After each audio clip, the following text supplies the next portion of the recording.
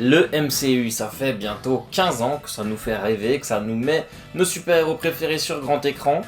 Et pourtant, récemment, à chaque fois qu'un truc du MCU sort, que ce soit film, série ou que sais-je, les retours ils sont plutôt mitigés. Entre ceux qui détestent, ceux qui n'aiment pas et ceux qui apprécient, on a l'impression que le MCU n'arrive plus à contenter tout le monde. Et en fait, quand on y réfléchit un peu, c'est plutôt normal, c'est même plutôt logique. Et le MCU est en fait prisonnier de lui-même. Il est rentré dans un cycle et on va voir aujourd'hui comment et surtout pourquoi le MCU est donc condamné. Ou pas.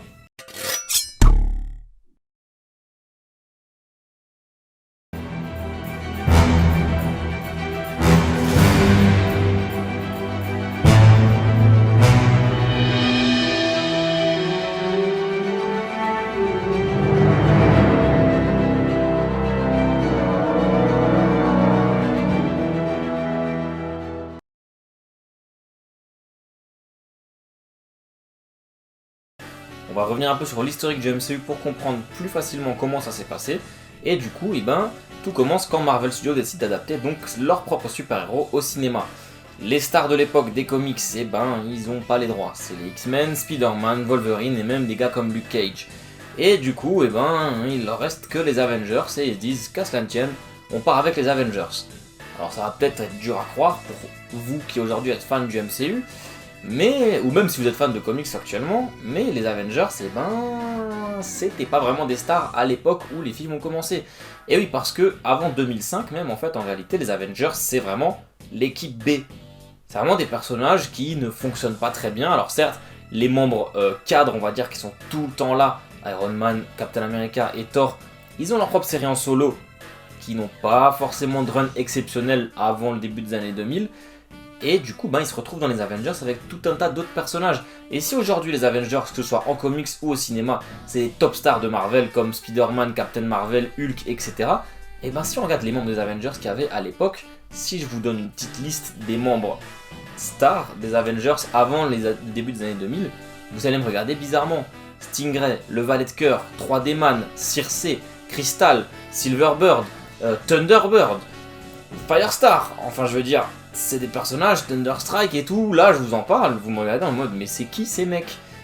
C'était ça, les Avengers, c'était vraiment l'équipe B, parfois même l'équipe C, et pourtant, moi personnellement j'aime beaucoup la plupart de ces personnages, mais du coup, Marvel quand ils adaptent ça au cinéma, c'est pas des personnages super populaires, c'est pas des personnages super connus du grand public, et si je vous dis ça, c'est parce que ça va être important pour la suite de la vidéo. Du coup, ce qui se passe, c'est que, on commence Iron Man, Thor, Captain America, Hulk, Iron Man 2, et on réunit tout ça dans Avengers. C'est le tout début, le tout premier univers de films connectés au cinéma. Donc en fait, des films qui n'ont pas le même titre, qui n'ont a priori rien à voir ensemble, mais qui en fait se relient tous au fur et à mesure, via des caméos, via des scènes post-crédits, etc., pour péter dans des gros films réunions, comme du coup les 4 Avengers. Alors du coup ça a créé quelque chose de très cool, puisque c'est nouveau, c'est exceptionnel, on voit les films qu'on adore se réunir et ça fait vraiment quelque chose quand ça arrive au cinéma, mais ça a créé quelque chose de néfaste aussi derrière. Déjà le premier truc c'est que maintenant on a l'impression que tout doit être un univers au cinéma, ça commence un peu à casser les couilles, qu'on peut plus apprécier un truc tout seul sans qu'il y ait 1 milliard de spin-off derrière, mais je m'égare totalement. Mais le problème c'est que du coup, quand il y a la fin de cette grosse saga qui arrive au cinéma, Avengers Infinity War et Avengers Endgame, il faut avoir vu 24 films pour pouvoir apprécier pleinement ces films-là. Il faut avoir suivi 10 ans de films. Et du coup, ça commence déjà à poser un problème. Parce que quand le premier Avengers sort, il y a 4 films à regarder et c'est un film par an, voire 2 films par an. Là, on en est à 3 films par an et c'est si on compte pas les séries. Et ils veulent même augmenter le rythme pour faire un film par trimestre. Et c'est un rythme de production qui est totalement aberrant. Si on veut suivre ça, on doit tout le temps être au cinéma, tout le temps être devant Disney+, juste pour pouvoir profiter des Avengers comme il faut. Quand Infinity War et Endgame sont sortis, il y a plein de gens qui sont allés les voir sans avoir vu les 24 films qu'il y avait avant, parce que forcément c'est Avengers, c'est un événement, tout le monde en parle, donc t'as envie d'aller voir, mais tu sais pas forcément qu'il faut avoir tout vu avant, et du coup t'es devant le film, et tu comprends pas tout ce qui se passe. Et ça c'est déjà un des premiers problèmes du MCU, et pourquoi ça ne marche plus autant qu'avant, c'est parce qu'il y a trop de trucs.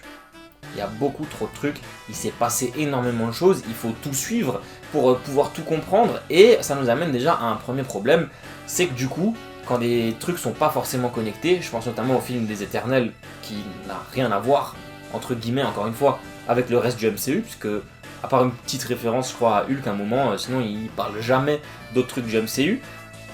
Et du coup quand tu vas voir ce film, si tu l'as pas apprécié, et t'es en mode super, j'ai perdu 2 heures de mon temps pour rien, puisque ça ne m'apporte rien pour le reste du MCU, puisque pour le moment, les personnages ils sont toujours pas apparus dans d'autres productions, mais surtout le putain de géant glacé au milieu de l'océan, on en a parlé absolument nulle part, à part un petit easter egg dans Miss Hulk, mais voilà.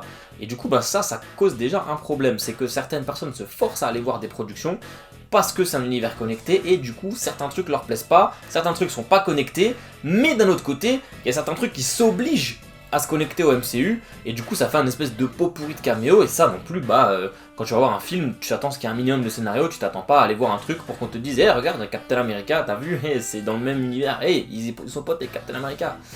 Donc ça c'est aussi un problème, mais c'est pas le pire. On parlait du coup de cet univers connecté, et surtout de cette longévité qu'il y a derrière le MCU, et ça crée un nouveau problème, cette longévité.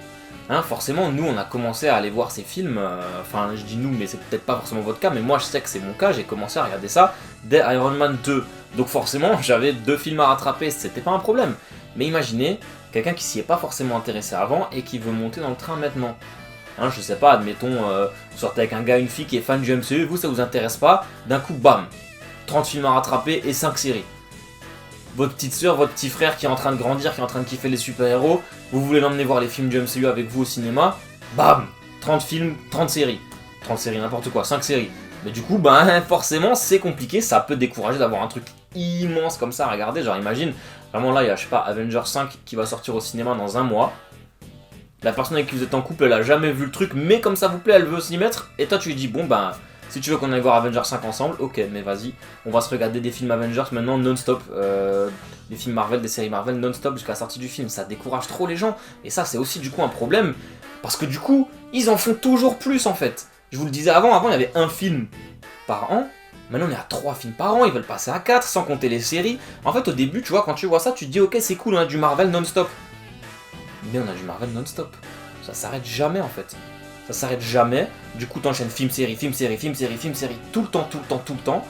Et forcément quand tu fais ça, la qualité peut pas toujours être au rendez-vous, et surtout ça va installer une lassitude auprès des gens qui en ont marre de voir toujours les mêmes trucs, on va revenir là-dessus plus tard.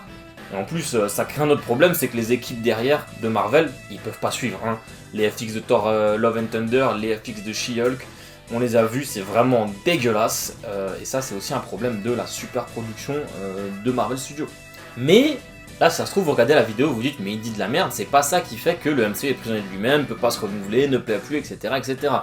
Non, en fait, on va rentrer dans le vif du sujet. Qu'est-ce qui fait que le MCU aujourd'hui marche plus? Parce que si vous suivez un peu quand même, dès qu'un truc du MCU sort, c'est pas en mode ouais c'est trop génial. Et ça c'est depuis Avengers Endgame en fait, qui même celui-là a commencé à être un peu mitigé, mais c'est depuis la fin du coup de la phase 3 que les retours des gens ils sont pas forcément trop positifs ou trop négatifs, c'est vraiment partagé. Il y a des gens qui kiffent, des gens qui aiment pas, des gens qui détestent, comme je le disais en début de vidéo. Et ce qui fait ça en fait, c'est très simple. C'est que le MCU, du coup, comme j'ai passé 10-15 minutes à vous le dire, il y a énormément de choses, c'est super vaste. Du coup, forcément, comment tu veux continuer à produire des trucs, surtout autant, et à continuer à garder ton public investi? C'est simple, t'innoves, tu crées de nouvelles choses. Et c'est ça qui tue le MCU. Vous allez me dire qu'est-ce qu'il raconte, celui-là, une fois de plus, il est complètement con. Mais non, en fait. On va prendre des exemples récents, et ça va vous prouver totalement ce que j'avance. Déjà, au début de vidéo, je vous disais, les personnages de Marvel qui ont été adaptés dans la phase 1 du MCU, c'est pas forcément des stars. Alors certes, ils étaient un chouïa connus du grand public quand même, mais du coup, c'est bon, on a fait à peu près tous les mecs super populaires qu'il y a par exemple sur le poster derrière moi. On commence à arriver un peu à terme, on a fait un peu tous nos gros calibres, et encore gros calibre, moyen calibre, donc forcément on arrive sur des trucs un peu plus underground, un peu moins connus. Et du coup ça adapte des personnages qui vont moins intéresser certaines personnes parce qu'ils se disent je les connais pas. Mais ça c'est déjà un peu culotté en soi, parce que c'est des personnes qui ne connaissaient pas forcément Iron Man, Thor ou Captain America quand les films sont sortis, mais qui, j'en suis sûr, ne connaissaient encore moins les Gardiens de la Galaxie à ce moment-là. Parce que les Gardiens de la Galaxie, ça a été créé en 2008, dans Animation Conquest. Alors je sais, il y a eu une équipe avant, mais la version de Star-Lord et tout ça, c'est dans Conquest que ça a été créé en 2008. Vous n'allez pas me faire croire que quand le film sort en 2012 ou 2014, vous connaissiez tous l'équipe, vous en étiez tous fans. Et pourtant, c'est une des licences les plus populaires de Marvel aujourd'hui. Donc je trouve ça un peu ironique que quand Marvel dit on sort un truc sur Werewolf by Night, bah là les gens snob. Parce que du coup on va en parler. Werewolf by Night, c'est la dernière production Marvel. C'est un film d'horreur en noir et blanc, enfin un court métrage, ça dure 1 heure, c'est en noir et blanc. C'est génial. Franchement, ça faisait longtemps que j'avais pas kiffé un truc Marvel à ce point. Et en fait c'est trop bien parce que c'est en noir et blanc, c'est sanglant, ça raconte pas ce qu'on a l'habitude de voir dans Marvel, mais pourtant ça reste du coup dans ce délire de super-héros, c'est connecté au MCU sans en faire trop, puisque au début on nous dit il y a les super-héros, blablabla, mais il y a aussi ce qu'on vous montre pas, les monstres. Et bam, on part dans un univers de monstres. Et c'est très différent de ce qu'on a l'habitude de voir, mais du coup c'est très cool, c'est très rafraîchissant dans le MCU. L'heure on la voit pas forcément passer, mais pourtant c'est sorti la semaine dernière, au moment où je tourne la vidéo, et j'ai vu absolument personne, mais alors personne, parler de la série. J'ai vu aucun retour dessus, que ce soit mauvais ou positif, donc j'ai l'impression, après je me trompe peut-être, je me trompe sûrement, mais en tout cas sur les réseaux sociaux, via les réseaux sociaux, c'est cette impression qu'on a, que ce soit Twitter, Instagram, TikTok, etc. Personne n'en parle, parce que personne n'a regardé. Et pourquoi les gens n'ont pas regardé selon moi? Ben c'est parce que c'est Werewolf by Night. Le perso est certes moins populaire aujourd'hui qu'avant, hein. Il y a une époque où dans les comics les monstres c'était des top stars, c'est à ce moment-là que Blade est né par exemple. Moon Knight a fait ses débuts dans les pages de Werewolf by Night par exemple aussi, et Jack Russell ben, c'est un perso plutôt cool, plutôt sympa de l'univers Marvel, qui voilà sans être une tête d'affiche, il est pas moins connu que, je sais pas, que Moon Knight par exemple, ouais. Et du coup ben c'est ça, déjà, le perso est pas connu, donc les gens se disent ouais, je m'en fous, c'est un loup-garou, c'est qui celui-là, qu'est-ce qu'il veut? Et en plus de ça, ben, c'est en noir et blanc pendant 1 heure, donc les gens qui sont pas attirés déjà de base par le loup-garou, ils vont pas en plus se taper un truc en noir et blanc en se disant vas-y c'est bon, le personnage il m'intéresse pas, c'est pas joli, c'est chiant à regarder, donc ils regardent pas et ils passent à côté d'un vrai truc parce qu'il y a des vraies idées intéressantes. Le noir et blanc ça sert le propos parce que ça permet au film d'être sanglant, il y a des gorges qui se font arracher, des giclées de sang sur la caméra même et tout, c'est vraiment cool. Et du coup comme c'est en noir et blanc, bah évidemment le sang est noir, ça choque pas les enfants puisque le MCU a cette image de trucs pour enfants aussi qui lui collent à la peau et qui l'empêchent un peu d'avancer, mais bon ça c'est pas vraiment le sujet. Mais voilà, du coup Werewolf by Night qui tente énormément de nouvelles choses et qui réussit, et bah il passe un peu à la trappe parce que c'est trop nouveau. Et vous allez me dire vous allez peut-être me dire que je me trompe, mais si on prend le reste, ben ça me prouve plus ou moins que j'ai raison. On va prendre le dernier truc du MCU qui s'est terminé aujourd'hui au moment où je tourne, c'est Miss Hulk. La série Miss Hulk, à chaque fois que je vois les gens en parler sur Twitter, et déjà je vois pas beaucoup de monde en parler, à chaque fois que je vois des gens parler de Miss Hulk, c'est pour dire que c'est de la merde. Mais pourtant je suis désolé, je suis pas d'accord. Et en fait si vous pensez que c'est de la merde, c'est parce que vous n'avez pas compris la série. Alors on va partir du fait que pour tout ce que je vais dire ensuite, l'humour c'est subjectif, soit ça fait rire, soit ça fait pas rire, soit vous êtes touché ou pas. Mais bon, si l'humour de Miss Hulk vous fait pas rire, vous allez pas me dire que l'humour des 50 000 films du MCU derrière vous a fait rire. Parce que c'est l'humour MCU, quoi. C'est toujours pareil. Si vous êtes client de l'humour des films, vous allez être client de l'humour de Miss Hulk. Faut pas me la faire à l'envers. Miss Hulk, c'est une série qui est annoncée comme comédie juridique. C'est deux trucs que j'ai l'impression que personne n'a compris en fait. Comédie, donc déjà évidemment ça va privilégier l'humour à l'action. Après voilà, que ça fasse rire ou pas, bref. Et juridique, une série juridique, NCIS, les experts, Hawaii 5.0. Chaque épisode raconte sa propre histoire et il y a un fil rouge derrière un peu pour relier le tout qui se passe souvent en début et en fin d'épisode pour relier les épisodes entre eux et faire une série. Donc c'est normal si d'un épisode à l'autre, et ben, ça raconte une toute autre histoire en fait. Et bah, la série elle est critiquée de fou parce que justement ça tente des nouvelles choses. Ça tente du format juridique, ça tente un truc totalement assumé comédie, puisque pour moi il y avait déjà deux films comédie dans le MCU avant, c'était les films Ant-Man qui sont je trouve hilarants. Et Ant-Man 2 est énormément critiqué, mais pour moi en fait si les gens le prennent comme ce que c'est, à savoir un blockbuster comédie, il n'y a pas de souci. Mais comme il est sorti entre plein de gros blockbusters action de Marvel, les gens ils se disent c'est un gros blockbuster d'action, ils vont le voir, il n'y a pas beaucoup d'action, il y a beaucoup plus de blagues, et du coup forcément il a pas plu. Mais du coup Miss Hulk, bah les gens, j'ai l'impression qu'ils sont allés voir cette série en mode ouais c'est un Hulk, c'est de la bagarre, c'est de l'action, alors que non c'est pas ça la série, et je suis persuadé que si vous attaquiez la série de ce point de vue là, et ben vous l'apprécieriez plus. Personnellement, c'est pas une série que j'adore non plus. Hein, j'adore énormément le personnage de Miss Hulk dans les comics, et bah, la version qu'ils en ont faite dans le MCU, elle est plutôt éloignée de la version des comics de Miss Hulk. Mais pourtant, bah, je passe un bon moment dans les épisodes, c'est plutôt sympa, c'est cool.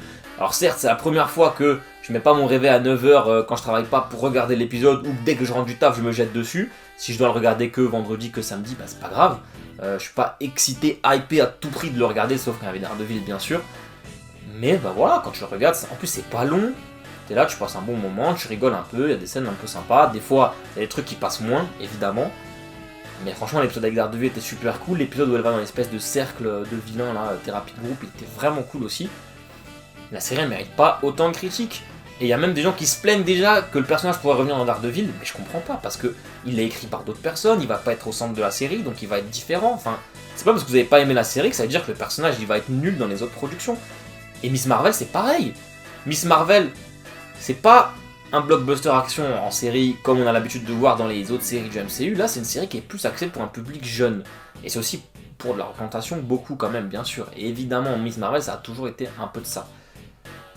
Et bah pareil, si tu prends la série comme elle est, alors celle-là par contre, du coup, c'est plus dur de la prendre comme elle est, parce que forcément, bah, je suis pas un petit jeune, un enfant. Donc forcément, la série m'a moins plu. Encore une fois, c'était pas nul au point de... les critiques qu'il y a eu sur Miss Marvel, c'était ridicule, la série était sympa, ça tentait de nouvelles choses, et ça fait 3 exemples déjà du MCU qui tente de nouveaux trucs, et où ça plaît pas. Les Éternels, c'est pareil, on en a parlé tout à l'heure, c'est des personnages qui là, pour le coup, vraiment, sont vraiment pas connus. Alors certes, tu lis les comics, tu sais qui c'est les Éternels, mais... je trouve que c'est pas un truc qui va hyper les lecteurs de comics, même de faire un truc sur les Éternels, alors que Miss Marvel, Miss Hulk et Werewolf by Night, c'est possible. Mais du coup, ben...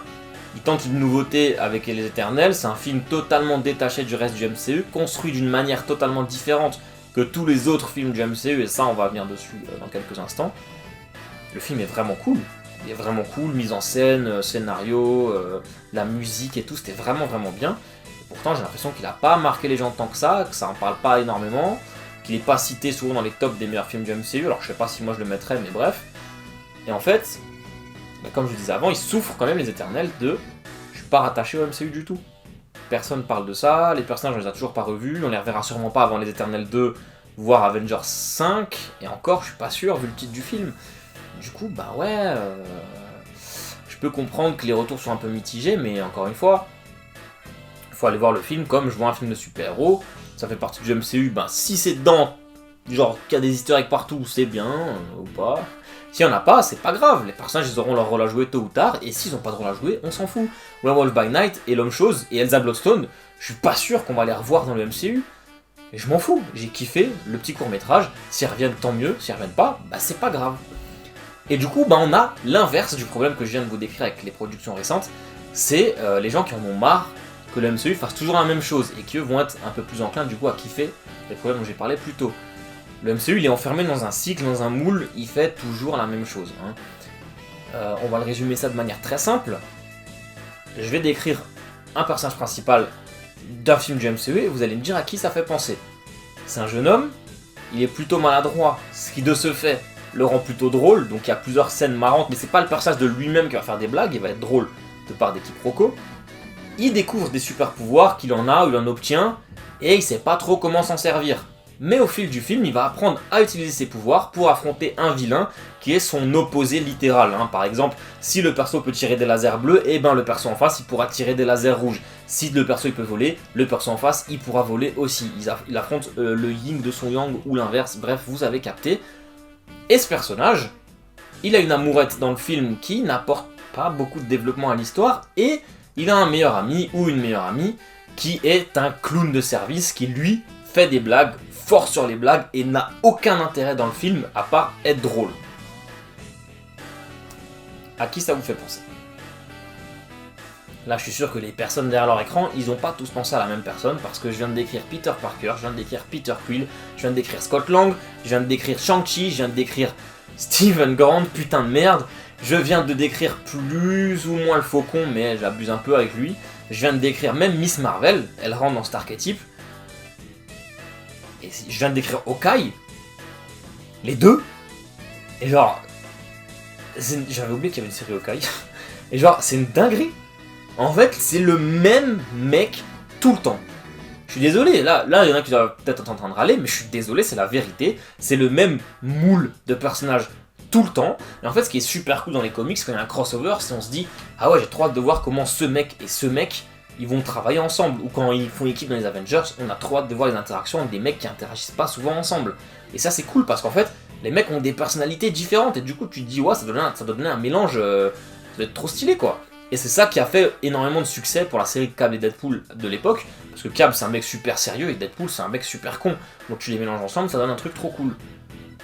Dans le MCU, moi j'ai pas de hype de voir des mecs ensemble personnellement, parce que bah tu sais qu'ils vont bien s'entendre en fait, c'est les mêmes. Ils ont la même personnalité, tu sais que Spider-Man il va bien s'entendre avec Star-Lord, tu sais que Shang-Chi il va bien s'entendre avec Moon Knight, parce qu'ils sont tous pareils en fait, et ça c'est super chiant. Et en fait ça commence à lasser énormément de gens. Mais d'un autre côté, ben, il y en a qui kiffent de continuer à avoir ce genre de truc. On va revenir dessus plus tard. Mais du coup, il y a ce moule qui commence à être chiant. Et le clown du film, il faut qu'on parle de ça aussi, parce que là, on arrive à saturation. Hein, autant où dans les premiers films, c'est cool. Il y a un mec qui est là, qui fait un peu de vanne, qui dédramatise la situation, c'est sympa. Mais le clown du MCU, le clown du film, il commence à devenir de plus en plus présent dans chaque film. Et là, au bout d'un moment, ça casse les couilles, quoi. Genre, Korg dans Ragnarok, j'ai trop aimé le personnage parce qu'on le voit pas beaucoup. À chaque fois qu'on le voit, tu tapes une bonne barre quand même, tu vois. Le mec, il est là, il a des petites interventions qui sont rigolotes. Mais dans Love and Thunder, il est tout le temps là, il fait tout le temps des blagues de merde qui cassent trop le truc. Genre, je veux dire, de base, dans la scène où ils vont dans la cité des dieux, Omnipotent City, bon, j'ai oublié maintenant, mais il devait y avoir un dieu de fou qui devait apparaître dans l'assemblée. Et à la place de ça, ils ont mis le dieu nanani nananer de Korg. Mais c'était drôle ça! Genre, la blague, c'est que le mec s'appelle nanani nananer. C'est une dinguerie, c'est de la merde. Et genre en fait ce personnage de clown, il est là tout le temps.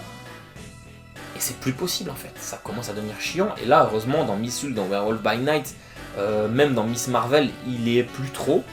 Il est même plus du tout. Mais dans les films, ça commence à gaver. Genre Aquafina dans Shang-Chi, j'ai oublié son nom, Cathy je crois. Le personnage déjà n'existe pas dans les comics, c'est un rajout qu'ils ont mis. Dieu merci, ils se sont pas pécho avec Shang à la fin et j'espère que ça va rester platonique entre les deux. Mais son perso... Enfin, il nique la crédibilité du film, je trouve. Elle est là pendant tout le film à faire des vannes, à se faire chauffer par Shang. Et d'un coup, à la fin, bam, elle est devenue Hawkeye. Genre, elle tire une flèche qui tue le dragon. Enfin, t'es en mode, les gars, il y a des archers qui ont été formés depuis des années à côté. Elle les formée depuis 10 minutes et elle est plus performante qu'eux. Alors que c'est une meuf qui, littéralement, est juste là pour faire la bouffonne. Et ça, c'est un vrai problème. Ça, c'est un vrai problème. On tourne en rond dans cette formule. Hein, le méchant qui est l'opposé parfait du gentil, ça, c'est pareil. Hein. Ça commence à bien faire. Ça commence à bien faire. Shang-Chi qui affronte le mandarin, là il y a le plan avec les anneaux des deux qui se croisent, c'est les mêmes gars. Dans les éternels, ils affrontent Icaris, bah voilà c'est un éternel. Alors certes il est un peu différent mais voilà, ça reste le même gars. Qu'est-ce que j'ai d'autre comme exemple? Dans Miss Hulk elle affronte Titania, c'est une meuf balèze comme elle. Dans Miss Marvel, c'est carrément tiré par les cheveux, genre c'est son bracelet qui donne ses pouvoirs, mais pourtant il y a un autre mec qui a pas le bracelet qui peut faire exactement la même chose qu'elle. Genre c'est abusé. Dans Captain Marvel, c'est ça. Dans Spider-Man, il a la technologie Stark, le vautour il a quoi? Oh bah de la technologie Stark lui aussi, comme par hasard. Dans Hawkeye, heureusement, ils ont pas fait ça. Mais bon, il y a quand même deux fois le même perso avec du 4 de Hawkeye. Mais dans Black Widow, le méchant à la fin c'est quoi? Bah c'est un Black Widow, je suis désolé, c'est pas le Taskmaster, hein, c'est pas lui foutre un bouclier qui va faire de lui un Taskmaster, d'elle pardon, c'est le Black Widow. Dans Captain America, à la fin il affronte un super soldat. Crâne Rouge dans les comics c'est pas un super soldat, c'est un mec normal. Dans le film ils lui ont donné une super force, mais ça passe parce que c'est la première fois. Iron Man qui affronte Iron Monger, bien sûr ça passe, parce que c'est la première fois. Mais tu répètes. Doctor Strange qui affronte un sorcier à la fin de Doctor Strange 1. Enfin, au bout d'un moment, les mecs, faut varier. Hein, Moon Knight, à la fin, il affronte quoi? Il affronte... je sais même plus tellement c'était de la merde le final, mais il y a un combat de géants dinosaures avec deux dieux qui, voilà, c'est la même chose. Et qu'est-ce qui va arriver comme projet, là? Ironheart, je suis sûr qu'elle va affronter un vilain technologique avec une armure à la fin. Ou... Qu'est-ce qui va arriver, là? Et même, tu prends Venom. Je montre comme si vous voyez, mais tu prends Venom. Ces horribles films, ils font certes pas partie du MCU, mais Venom 1 il affronte quoi? Un symbiote, Venom 2 il affronte quoi? Un symbiote. Alors certes là c'est Carnage, donc ça passe mieux. C'est historique Venom versus Carnage. Même si c'était de la merde. Mais Riot, wesh les frères, Riot il fonctionne par 5 d'habitude, là ils l'ont mis tout seul déjà. Donc quand t'es fan de comics c'est pas crédible, je m'égare totalement, mais voilà, faut arrêter ce truc, faut varier la formule des films, c'est ce qu'Eternal a fait. Et pourtant, je sais pas. Ça en parle pas beaucoup. Et la preuve de ce que j'avance, c'est Thor 4. Hein, c'est Thor Love and Thunder.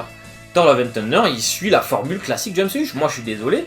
Si t'as kiffé les 24 films qu'il y a eu avant, les 26 films qu'il y a eu avant, c'est pas possible que t'aies pas le Thor Love and Thunder. À moins qu'effectivement, tu sois lassé, ça y est, t'en aies marre de voir toujours cette même formule, ce que je comprends totalement. Mais il n'y a pas de raison de dire ouais, Thor Love and Thunder par rapport à, je sais pas, Iron Man 2, il est nul. Par rapport à Iron Man 3, il est nul. Par rapport à Gardien de la Galaxie, il est nul. Bah oui et non, parce qu'en fait, il prend la même formule. Il y a le mec qui fait des blagues, il y a l'histoire drôle et tout. Alors Thor Love and Thunder, c'est encore plus complexe, parce que lui, il essaye de contenter tout le monde en fait. Il essaye de contenter les mecs dont j'ai parlé au début, qui kiffent la nouveauté, et les mecs dont j'ai parlé là, qui kiffent la formule classique. Enfin, plutôt l'inverse, je dis ceux qui aiment pas la nouveauté et ceux qui aiment pas le classique. Du coup, bam, tu mélanges ça. On a des mecs qui veulent de l'humour, mais du sérieux. On a des mecs qui veulent la formule classique, mais pas trop. Et puis même en plus, c'est le 4ème film Thor. Les scénaristes Marvel Studios, ils savent que l'ennemi de Thor le plus connu du 20e siècle, le plus attendu du 21e, pardon, bah, c'est Gore, le massacreur de Dieu. Ils savent aussi que Jane Foster, elle est super populaire en Thor. Donc ils mélangent tout ça alors qu'à la base c'est deux histoires différentes. Et tu te retrouves dans un film qui doit rusher en 2 heures une histoire qui a pris 5 ans en comics. Et encore 5 ans, j'exagère, c'est plus long que ça. Qui a pris plus que ça dans les comics. Qui doit mettre plein de blagues puisque Thor, bah, depuis le début du MCU, Thor c'est un personnage sympathique, rigolo. Pas malgré lui, par contre il fait des blagues quoi. Tu dois mettre Korg le clown de service. Tu dois mettre la Valkyrie qui est devenue une cringe clown de service. Et en plus de ça, bah, tu dois mettre des trucs sérieux avec le cancer de Jane. Et tu peux pas mélanger tout ça. T'as tout ça, les effets spéciaux qui sont dégueulasses. Alors je suis désolé, le film, c'est pas la purge qu'on veut nous faire croire. Comme j'ai dit, si tu kiffes le MCU, tu vas kiffer le film. Personnellement, j'ai passé un bon moment devant. Est-ce que c'est un film que j'ai envie de revoir? Pas spécialement. Est-ce que c'est un film que je vais conseiller? Pas spécialement. Mais voilà, le film était cool, il est regardable. Mais du coup, ben voilà, il y a encore ce moule perpétuel qui colle au MCU. Moon Knight, pourquoi c'est de la merde? Parce qu'il y a ce moule. Parce qu'il y a ce moule de... c'est un mec lambda maladroit qui se découvre qu'il a des pouvoirs, hein, Steven Grant, qui sait pas comment s'en servir, et là du coup c'est Mark Spector qui prend le relais. L'épisode 5, masterclass, même si j'ai pas trop compris où ça amenait derrière, et à la fin, bah, il affronte son littéral opposé, puisqu'il y a Khonshu qui affronte Amut, là, ils ont renommé la déesse, je sais plus comment elle s'appelle, et je crois même qu'il affronte Arrow qui a les mêmes pouvoirs que lui au final. Parce que Moon Knight il a même pas de pouvoir normalement, ils en ont fait un Deadpool. En fait Moon Knight c'est Deadpool dans le MCU. Il fait des vannes, il est con, il est maladroit, et il est immortel, c'est Deadpool. Et en fait, bah, y a ça qui joue, dans le fait que c'est encore un Reddit de la même formule tout le temps, mais ce qui joue aussi c'est que c'est Moon Knight. Donc les gens qui avaient des attentes vis-à-vis du personnage, bah en fait c'est pas Moon Knight qu'il y a dans la série, c'est random protagoniste MCU. Moon Knight c'est un personnage torturé, c'est un personnage sombre, c'est un personnage hyper violent, et la série on est en droit d'attendre des trucs comme ça. Et moi je pense que Daredevil Born Again ça va vous décevoir à cause de ça, parce que la série Daredevil qui va sortir, elle a trop de poids sur ses épaules, puisque les gens, ils attendent de ça que ce soit aussi bien que la série Netflix, qui n'ait pas la restriction de ça doit être tout public, ça doit s'incruster dans le MCU, j'en avais rien à foutre, hein, une référence sur Hulk et finito quoi. Et genre, bah soit la série va rentrer dans le moule, et du coup les gens vont être là, ouais vas-y c'est toujours la même chose, c'est pas aussi bien qu'avant, soit la série va trop innover, les gens ils vont se dire ouais mais c'est pas comme avant, ça ressemble plus à Daredevil, nanani nanana, comme le dieu de Korg, MDR. Et du coup, le MCU il est coincé. Ils peuvent pas, il n'y a aucun moyen de toujours contenter tout le monde. On va regarder d'autres productions, par exemple de la phase 4, WandaVision. WandaVision c'est l'exemple parfait de ce que j'illustre. WandaVision ça commence par des épisodes en noir et blanc, axé un peu comédie, genre en sitcom, il y a des rires enregistrés derrière et tout ça. Et l'épisode 1 n'a rien, à part un épisode de sitcom. L'épisode 2, il commence à t'introduire en soum soum, hein, avec l'apiculteur et tout ça, des trucs de scénario, et bam, épisode 3 on passe à la couleur, ça commence à devenir un peu le bordel, et plus t'avances, plus c'est le bordel, en gardant toujours ce format de un épisode égale une décennie des sitcoms, une référence à des sitcoms, hein. L'épisode The Office, l'épisode Malcolm, etc., etc. Et en fait, ça tente de fou un truc nouveau là c'est abusé, comment ça sort totalement des sentiers battus du MCU, et en fait, bah, le problème c'est que les gens qui... Parce que c'est la première série du MCU, c'est peut-être ça dont elle a souffert aussi. Les gens qui sont habitués du MCU et qui veulent continuer à consommer du MCU, ils débarquent, on te fout une sitcom en noir et blanc. Bah, y a plein de gens qui sont arrêtés aux 2 premiers épisodes, qui ont même pas regardé le deuxième parfois. Alors que derrière c'est génial à quel point ça part dans des trucs complexes, et à l'inverse de ça, bah, des gens qui ont surkiffé, que justement ça part dans des trucs inconnus, dans des délires mystiques. Et moi je me rappelle à l'époque je faisais des lives sur les séries, j'ai vite arrêté parce qu'en fait quand on avait WandaVision, on pouvait vraiment faire des lives dessus pour discuter pleinement, il y avait de l'analyse, de la théorie, etc., etc. Mais les séries qui ont suivi, bah c'est de la formule MCU classique, donc forcément t'as beaucoup moins de trucs à discuter derrière. Et en fait, WandaVision qui est tant adoré du coup par une partie des gens parce que ça innove. Épisode final, qu'est-ce qui se passe? On revient dans le classique MCU.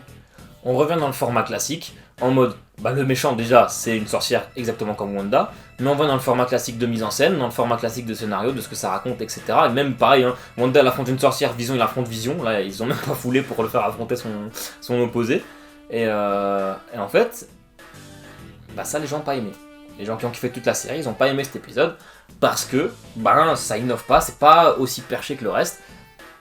Et ça prouve parfaitement ce que j'avance en fait, que le MCU il est coincé, il est prisonnier de lui-même en fait. Parce que entre les gens qui veulent venir dans le MCU maintenant, sans avoir vu tout ce qu'il y a derrière, qui doivent tous taper, qui vont trouver ça indigeste, qui vont pas réussir à suivre, pour qui on met plein de connexions, ou des fois on n'en met pas, qui vont être totalement perdus. Pour les gens qui attendent du MCU qu'il innove, et qui en ont marre qu'il reste dans la formule classique, qui a fait ses preuves, évidemment, bien sûr on va pas cracher dessus, mais qui maintenant a passé son temps.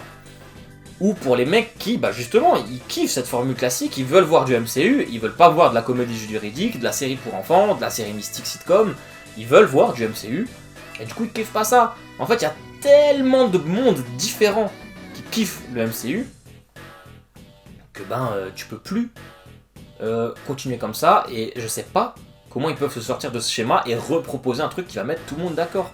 Parce que si tu regardes même un truc qui aurait dû mettre tout le monde d'accord, et qui personnellement je trouve que c'est hypocrite de zinzin que ça n'ait pas mis tout le monde d'accord, c'est Spider-Man No Way Home. Spider-Man No Way Home, à chaque fois que ça en parlait, que ce soit les gens eux-mêmes sur les réseaux sociaux ou pour faire la promotion du film, c'était basé sur ils reviennent. Je parle pas que de Toby et Andrew, je parle de tout le reste. Le Bouffon Vert, Dr Octopus, Electro, etc. etc. Toute la promo, cette mouche de merde elle va dégager là, oui. Toute la promo, elle était basée sur on ramène les acteurs et les persos des anciens films. Et tout le monde, dès qu'ils en parlaient, j'ai trop hâte de voir, nanani, quand ils vont revenir. Alors oui, le film est une purge dans sa première partie, mais ça c'est parce que ça suit par la lignée des deux premiers films Home, Spider-Home qui sont de la merde.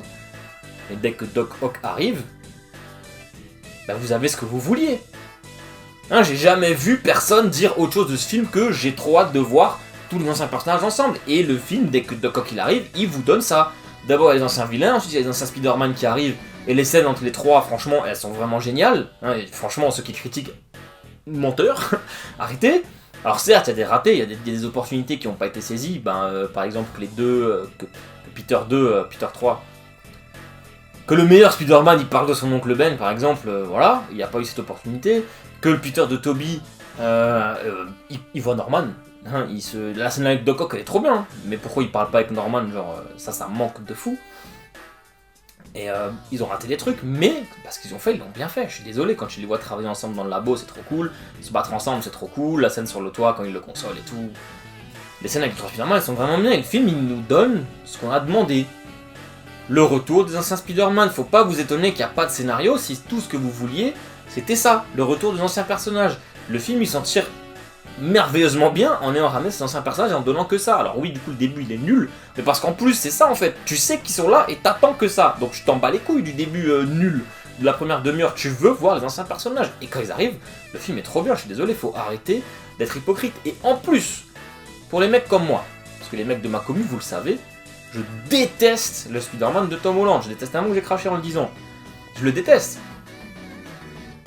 Et ce film il m'a réconcilié avec lui, puisque à la fin du film on me donne ce que j'attendais. Tout ce que je lui reproche c'est que c'est pas Spider-Man. À la fin de ce film il devient Spider-Man. Il apprend qu'un grand pouvoir c'est de grandes responsabilités en perdant l'équivalent de son oncle Ben qui dans cet univers là du coup est Tante May. Parce que petit retour en arrière, dans le Spider-Verse des comics il y a énormément de variantes de Spider-Man et chaque personnage a compris cette leçon en perdant l'équivalent de son oncle Ben. C'est pas toujours oncle Ben, des fois c'est Tante May, des fois c'est MJ, des fois c'est Gwen, des fois c'est Harry, etc. etc. Ça peut être plein de personnages. Dans le cas du MCU, c'est Tante May. Hyper Tante May, il comprend que de grands pouvoirs impliquent de grandes responsabilités. Frérot, ça fait quand même 3 films, il était temps que tu le comprennes. Il devient enfin Spider-Man dans le sens où il a plus un riche milliardaire qui lui finance tous ces trucs, il va devoir tout faire à la débrouille tout seul. Il va pouvoir montrer son côté intelligent, il commence enfin à le montrer dans le film avec les deux autres. Il était temps.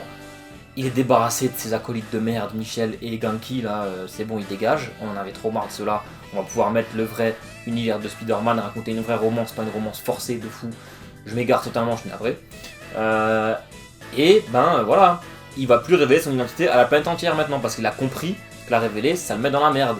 Et c'est très drôle qu'ils aient réussi à sauver Spider-Man au cinéma, en adaptant, plus ou moins, le pire récit des comics qui a tué Spider-Man, puisque le sortilège de Doctor Strange, tout ça, c'est One More Day.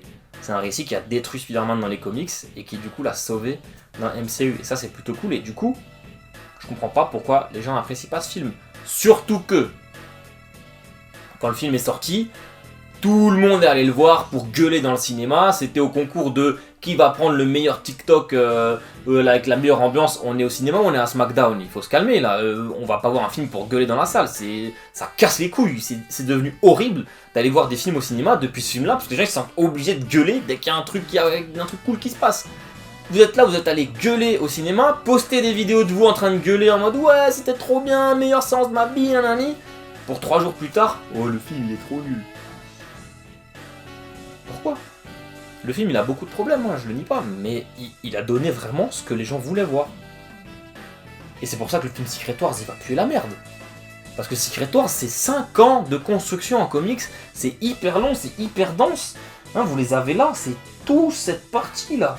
Tout ça, là, ça va encore même derrière le Marvel Comics 1, c'est tout ce truc là. Il y a peut-être même des tomes là, non, c'est tout ça. C'est hyper long, c'est hyper dense, il y a une centaine d'issues pour amener à ce truc-là, et les personnages principaux en plus, c'est Mister Fantastic et Fatalis. Bah déjà dans le MCU, ils vont sortir le film des 4 Fantastiques 3 mois avant Avengers Secret Wars, et tu peux pas raconter ça. Et tout le monde est hype par ce film, pourquoi? Parce qu'ils veulent voir un pot pourri de caméo, ils veulent voir No Way Home en pire. Et ils vont être contents, on va avoir des caméos de tous les côtés, et ils vont voir tous leurs caméos, ils vont kiffer sur le moment, et puis 3 jours après, ils vont se dire ah mais c'était nul, il n'y avait pas d'histoire. Et donc encore une fois, le MCU pourra pas contenter tout le monde. Et s'ils font pas ça, qu'ils font pas un pot pourri de caméo, parce que Secret Wars, hein, je suis désolé, oui certes, ça se passe dans un truc, une planète multiverselle avec plein de mecs, mais tu suis que les mecs de la réalité normale. Hein. À moins que tu lises tous les tie-in et tout ça, là, tous les trucs rouges que j'ai derrière, là, qui sont tous les tie-in, à moins que tu suives ça, bah tu vas suivre Captain Marvel, Cyclope, Iron Man, Star-Lord, Black Panther et Doctor Strange, et Mister Fantastic, et les 2 Spider-Man. Ça c'est le seul truc multiversel, c'est Miles Morales avec les héros 616. C'est tout.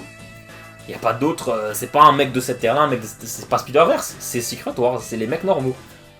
Donc s'ils font ça au ciné, bah évidemment, les gens ils vont gueuler, ils vont être en mode bah wesh, il est où Andrew, il est où Toby, il est où Hugh Jackman, moi je voulais voir les mecs du multivers faire équipe, bah non c'est pas ça.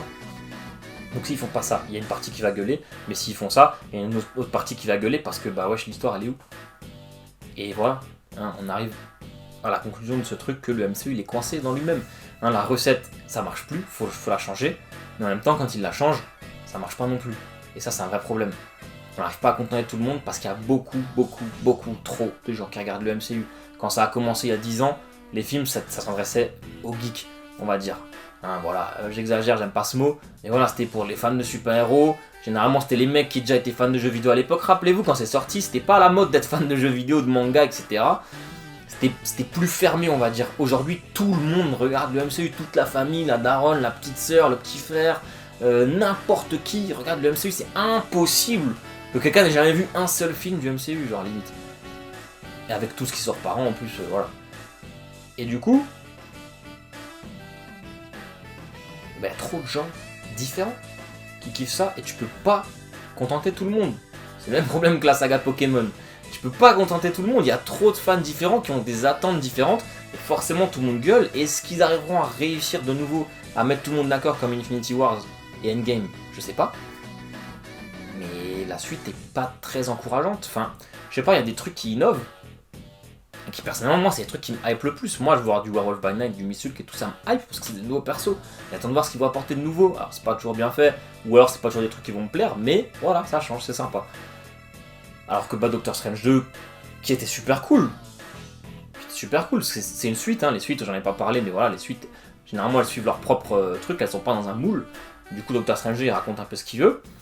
Et c'était super cool, mais pourquoi est-ce que finalement il n'y a pas eu autant de retours positifs dessus? Bah parce que Multiverse of Madness, le titre l'a flingué. Les gens s'attendaient à avoir des caméos en pagaille de tous les côtés. Il y en a eu deux caméos, je crois. Ça n'a pas suffi, il en fallait plus. Donc ils sont coincés. Donc ça va être un vrai problème pour la suite. La preuve, ils sont conscients qu'aujourd'hui c'est les caméos que les gens veulent, hein, puisqu'ils ramènent Hugh Jackman dans Deadpool 3. Bon, je suis trop content. Je n'espérez plus le revoir en Wolverine, donc c'est trop cool. Et vous inquiétez pas, c'est pas le perso de Logan, Logan il se passe dans une timeline à part. Hein. Il y a les X-Men 1, 2, 3, il y a les X-Men Days, machin là, avec oh putain, comment il s'appelle, Patrick Stewart. C'est 2 timelines différentes, et il y a Logan, c'est encore une autre timeline. Et Deadpool, c'est encore une 4ème, je dirais.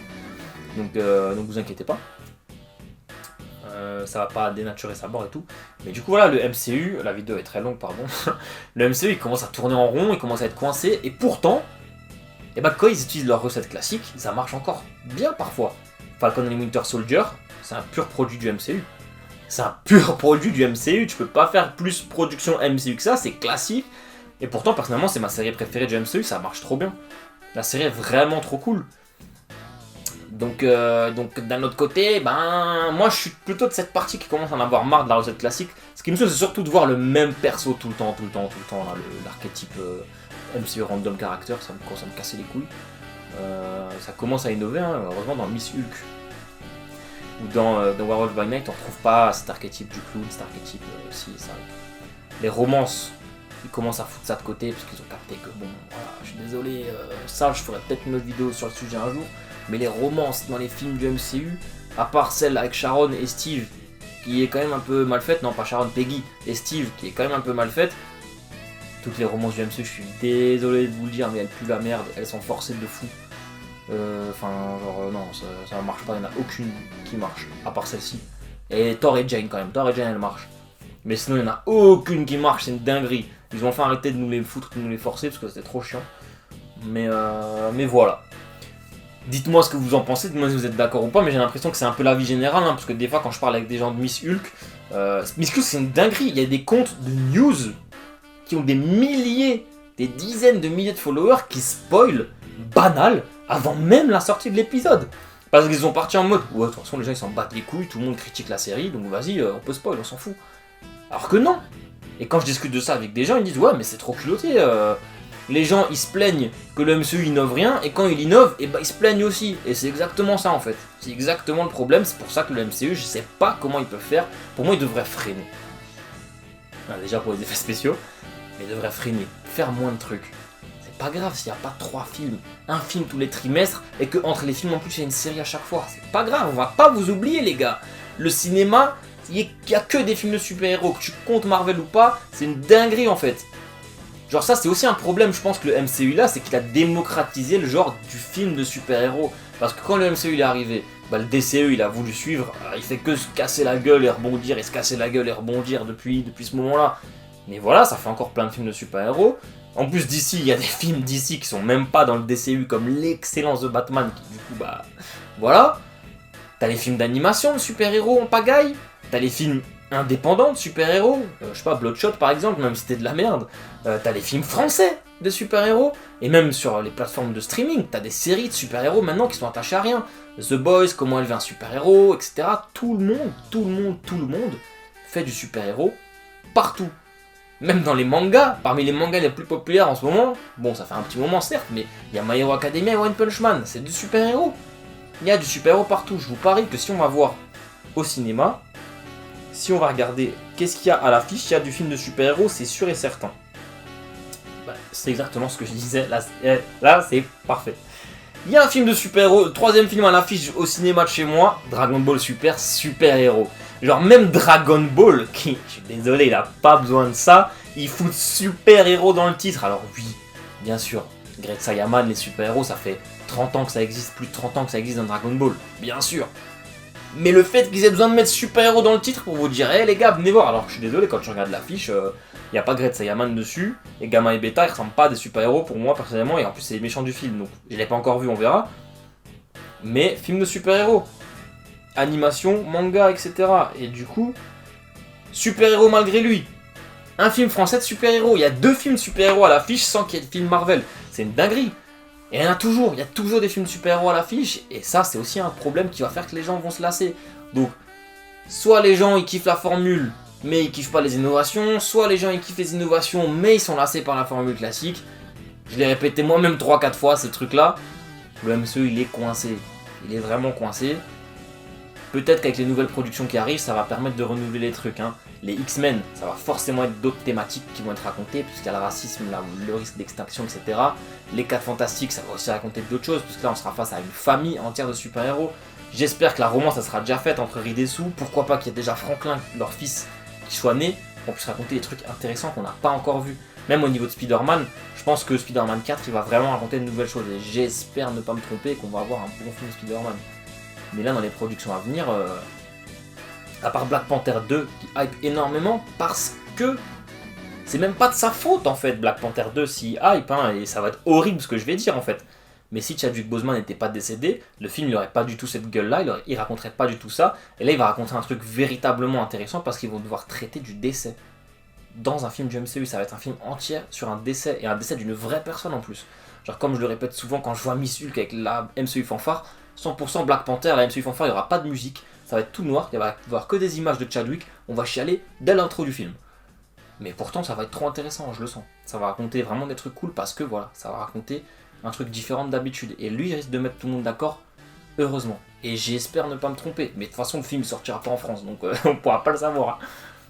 Mais quand tu regardes ce qui arrive ensuite, Captain Marvel 2, enfin The Marvel, je suis désolé, du synopsis qu'on sait, ça n'a pas l'air foufou. Pourtant j'aime beaucoup Spectrum, j'aime plutôt Miss Marvel, mais ça n'a pas l'air foufou ce que ça va raconter. Qu'est-ce qu'il y a comme film encore qui arrive? Gardiens Galaxy 3, je suis désolé, j'ai pas de hype du tout. Ça m'amuse plus les Gardiens Galaxy parce que eux ils sont trop dans cette formule de clown. Un Drax le Destructeur, Mantis, Groot, c'est bon, je peux plus, ils sont insupportables maintenant ces personnages. Dans le 1 ils sont trop bien, dans là maintenant c'est trop.